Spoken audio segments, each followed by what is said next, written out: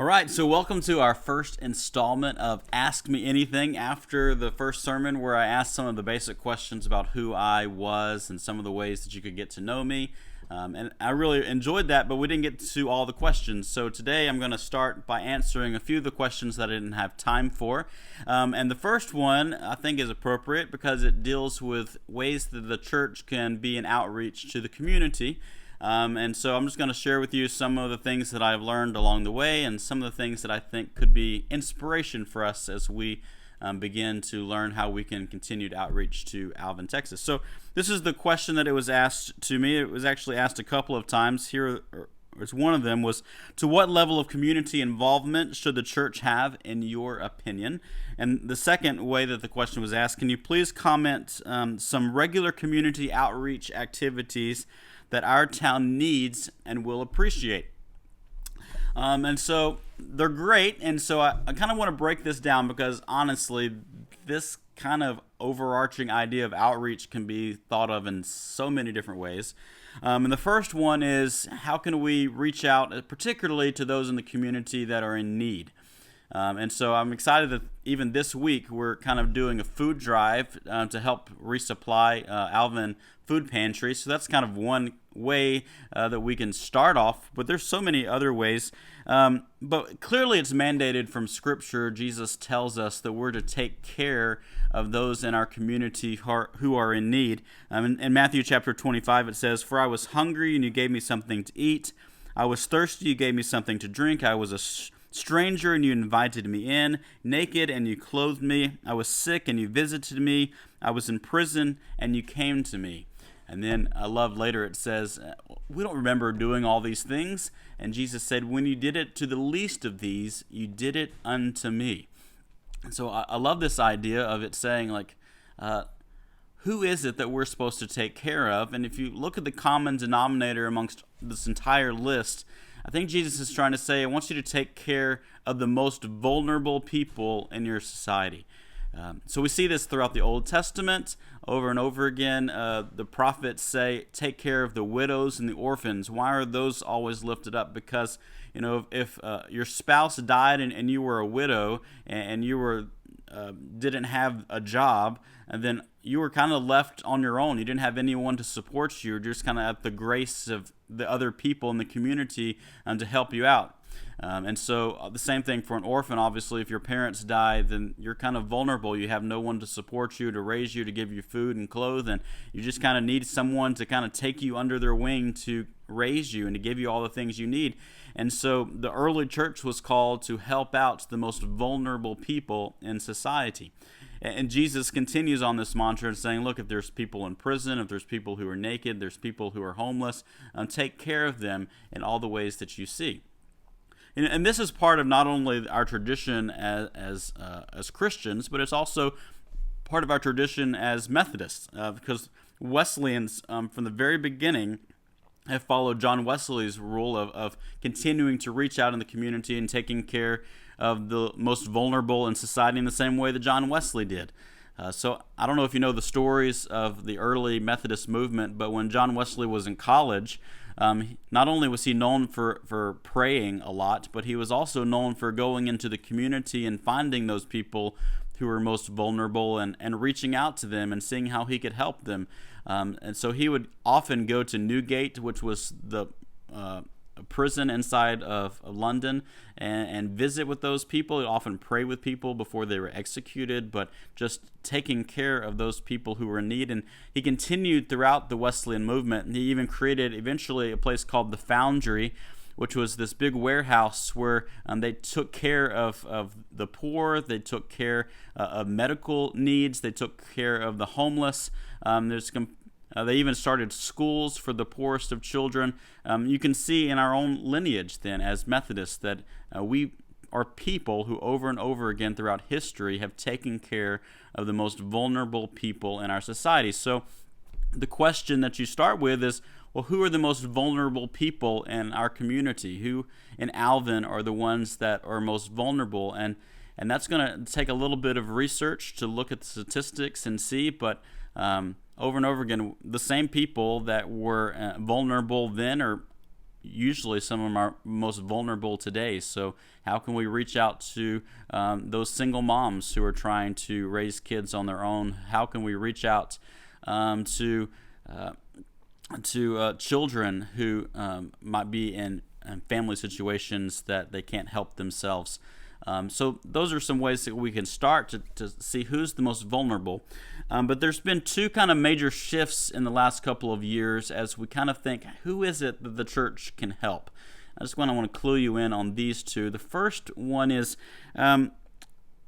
there's been a book recently written that said, how can you help without hurting? And whether we are acknowledging this or not, over and over again, we've kind of noticed that even though we're trying to help people, sometimes we're actually hurting them in the process. And so they've urged churches and even missions around the world to see how can we not only just tackle the immediate need that people have, so if they're hungry, give them food, or if they're naked, how can we find clothes for people to wear, but how can we address the underlying issues that kind of start with those immediate needs that present themselves later. And so one of the ways people are asking that today is how can we address the basic need of poverty in the community, and how can we address some of the core issues and help to alleviate those so that eventually when they grow up, they're not in poverty and they don't have the immediate needs. So a lot of churches and a lot of community are looking at how can we address poverty early on before it becomes a systemic problem. What we found through research is that one of the most immediate ways to tackle poverty is through literacy. They found out that if kids can learn to read by the age of, I think, the second grade, then they're actually able to not to be in poverty for the rest of their life. As a matter of fact, research says that they look at the literacy skills of second graders to determine the prison population for generations to come. And so as part of the church and part of the things that I've done in the past is of helping churches partner with schools and other agencies in the community to get kids to a literary level by the second grade, so that ultimately we stop poverty in Alvin, Texas, so future generations don't have the immediate needs that are present. So that's kind of one of the newest ways that you tackle some outreach in the community. In the second way, this is a personal conviction of mine. A lot of churches tend to reach out to the community with, say, food drives and things like that. And those are great opportunities, but there's really no relational component to them. So I always try to focus in on serving community in such a way that you can help them with their needs, but you also get to know the people that you're helping at the same time. I think that we help people, but also our goal is to be in relationship with them, to get to know them. Because ultimately, when we build those relationships with people as we're meeting their needs, then we'll ultimately be able to share with them the gospel message, which as the church, we say that's the ultimate way that we help people, to help them to know who Jesus is in their life. And so I think that any ways that we can serve people with their needs and also get to know them and understand that the church cares for them and wants to be a partner with them and loves them, it's a much better way to serve in the community than simply giving someone money or simply dropping off a donation, but you actually never get to know the people that you're helping in the process. So that's kind of ways that I kind of see the church and how I prefer to do outreach into the community by addressing some of the core issues, but also helping to see how can we be in relationship with people and serve with them and share the gospel with them at the same time. And this really became a conviction for me when I went to Japan to help after the tsunami hit there. I can't remember how many years ago it was, 7 or 8 years ago.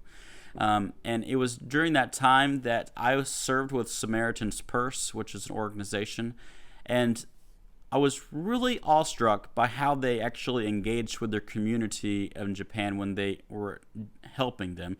The first thing was when they helped to rebuild the homes of people that had flooded, they did it in such a way that was excellent.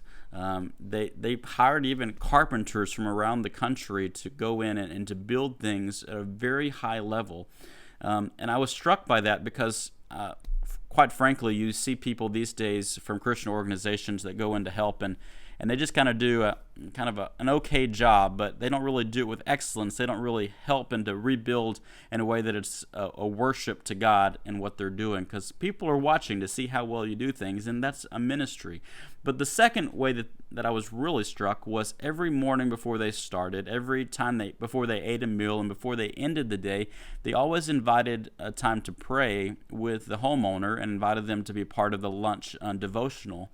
And I was so impressed and struck by how engaged the homeowners were to understand the needs that were going on in their life, the things that were breaking their hearts, the grief that they were experiencing, and then they were able to share scriptures with them to help them to engage where they were in their life. And I saw how they understood the gospel for the first time when they didn't just meet the physical needs, but they actually addressed what was going on in their hearts and their souls at the same time. So I'm always a big fan of trying to meet people's needs and also share the gospel at the same time. I think that's where the church is distinctive in its role in serving and outreaching in the community. Now, that's the side of outreach that really deals with meeting people's needs and how we can help in that way. But there's a whole nother side of outreach, which is how does the community know your church? Or another way is, how do you market the church in the community so that they know who you are, what you are for in the community, and really understand that you're a place to help them, a resource, an outpost in the community to make a difference. And so, you can start off with things like bumper stickers, but that's kind of hitting the surface level of a deeper need. And so as I was kind of thinking about this, one of the newest things that has been out there is called the For campaign. And I'm really struck by this. There was a church up in Georgia called Gwinnett Church. And when they were starting their church several years ago, they started with the question, what is the church known for? And since they were a new church, they didn't really have anything that the church was known for. So they thought, I wonder what the community thinks the church as a whole is known for. And they said, after they thought about it for a while, most people are actually thinking about what the church is against instead of what the church is for. And so they decided they put up a huge billboard on the new property they bought to build a new church, and they said, For Gwinnett. And they kind of started this campaign. They said, we want the church to be known what it's for instead of known for what it's against. And so anytime someone in the community saw someone wearing a shirt that said For Gwinnett, they stopped them, and they had this phrase that said, so much of what the church is known for is what it's against, and we want to be a different church. We want to be a church that's known for what it's for. And so they decided, we want to be for love. I mean, God so loved the world, so for love. That's what God's for, so that's what the church should be known for. And so, it'd be kind of fun to do some sort of campaign like that in Alvin and say, we're for Alvin. We're for kids. We're for parents. We're for families. What are we for in the community? We're for stomping out poverty. We're for education. We're for our local football team. We're for a lot of things. We're for local businesses. When the church is for the community, then we can understand that we're helping the community be a better place for everyone to live. And so that's kind of a fun way to think about how the church can kind of revamp itself and help us know what we're for instead of what we're against. That's one idea. We might throw that one out to see how that goes. And the second one is I listen to a lot of business podcasts and read a lot of business books. And one of the things that has always struck me is when you're marketing a product or marketing your business, a lot of people, they like to say, well, we've been around for decades, or my father's the best in the business at plumbing, or whatever it is. They say the best way to really address your marketing needs is to help the community know what's the problem that you're actually fixing. And so that really struck me, because what is the problem that the church is trying to address in people's life? And there could be so many answers to that problem, but the church needs to kind of dive in and see, okay, first of all, what are the problems that are going on in the community? So I think first and foremost, one of our goals is going to be to kind of do some research and some investigation. Maybe we need to have some detective work going on to see what are the problems that people are feeling in their life right now. Especially with COVID going on, what are the problems that families are dealing with? Maybe they're stuck at home and they're bored and they're looking for something to do. Maybe parents are just overwhelmed. How do you parent and be a teacher during this realm? Or maybe all sorts of issues, or maybe we could interview the mayor or the chief of police and say, what are some of the biggest problems that you see in our community? And once we kind of understand what are some of the biggest problems, then the church can say, well, how can we have an answer to those problems that people are dealing with? What I see is a lot of churches, they're like, well, we've seen this church do this program, or we've seen that church do this, and so we'll just do the same thing. Well, we have no clue if that's actually a problem that people are facing or not. So the first thing is to actually figure out what the problems are, and then we can go explore and see, okay, what are some other people doing to address these problems? And maybe those are opportunities for ministry into the community, because we all actually know that what we're offering is something that people want. And so I think that's kind of going to be our first steps in figuring out our outreach into our community, is discovering who the most vulnerable are. How do we kind of hit the root of the problem instead of just fixing the problem at hand? How do we share the gospel and build relationships with people as we're helping them at the same time? Because I think that's what the church is primarily about, is offering Jesus as we help them. But then it's also, becoming a church that's known for the community as opposed to for what it's against could be a really fun idea, as well as finally looking at this idea like, what are the problems that this church, what First Methodist Alvin is going to address? And that's what we're going to be known for in our community. So I hope that helps you to understand at least where my mindset is for outreach, as we begin to explore and kind of dream of ideas that we're going to be in our community, helping our community, being for the community of Alvin, and making it a better place to live because First Methodist Church is a part of it. All right, so that's the first question, and I'm continuing to look at the questions. If you have new questions that have come to your mind, feel free to email the church office. You can email me at wesleyduncan@alvinmethodist.org with your questions that way, and we'll continue to answer the questions that you have going forward as we get to know each other and we get to know our community together. All right, bye guys.